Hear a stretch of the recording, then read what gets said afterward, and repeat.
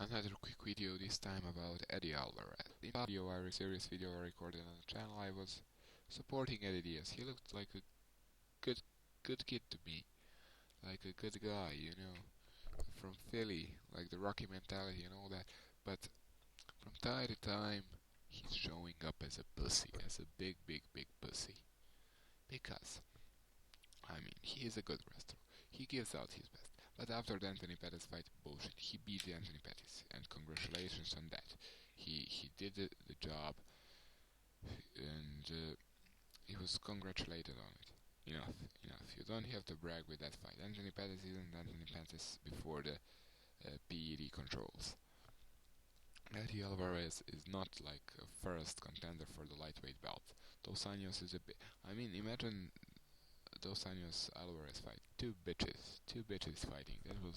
That would be like. It would be better to watch uh, Roy Nelson and Misha Tate fighting, because it would be like more interesting, and it would certainly attract more audience.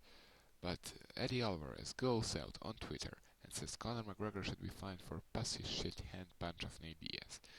He says also the things he was hoping for a good stare down, and that even pushing would be too much.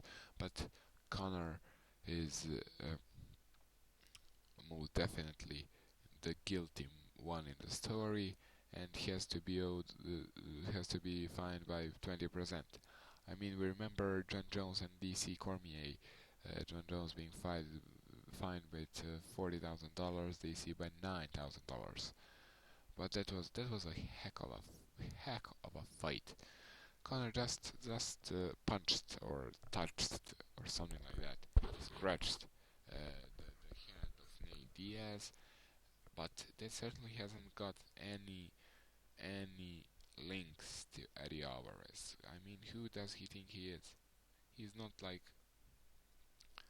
he's not like a beast. You beaten Anthony Pettis and Melendez. Those are not two big wins. Anthony Pettis is past his prime. Anthony Pettis was a PED user 100%. But those are two wins, okay. But you don't want to go out and say, I deserve the title shot. I want the title shot. It's my title. And actually, I was hoping before this all Eddie Alvarez would get a fight with McGregor to see if Eddie Alvarez was right when he said he has a simple recipe for beating McGregor. But I think that he would like go in the fight trying to push Conor against the cage like Pettis, try to pound him from there with uppercuts, with short touches. Not, I wouldn't call it punches, I call it touches. Maybe with some wrestling, some ground and pound, and that's it. But if Conor got like 10 seconds with on with the, with no guard, Eddie Alvarez, he would butcher him with two punches. Eddie Alvarez would be dead, brain dead. And he hasn't shown up much in his career. He traveled a lot. He's like a journeyman, but he's a good fighter. I try to be his fan, but that doesn't go like that. You can't be the fan of Eddie Alvarez. It shows up like he's a bitchy even more every time. He fought in Bellator. He tried to save his belt. Then he went to the UFC with the free agency.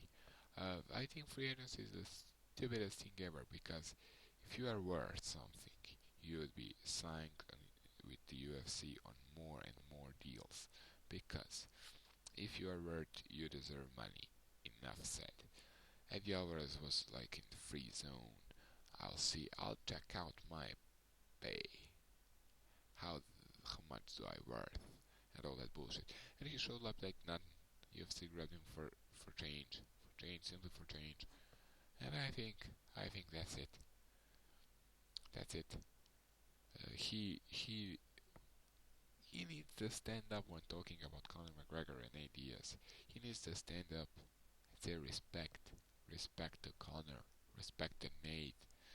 If they would say anytime, anywhere to Eddie Alvarez to dance, to shave his eyebrows, he should do that, because because he is not a type of the guy who would mess with Conor or Nate. He's like a bitch. He's a bitch and growing, and I don't think this was a good for him because he'll get even more haters because he's showing up his real face, and that's bullshit. He should have kept the good guy role. I knew him as a good guy, so he should have kept it, but it was his choice. It was his choice. We're continuing with the videos, guys. Next one will be probably about Conor McGregor and Robbie Lawler, or the latest news that Conor said about Robbie, and then maybe something about Holly and Misha.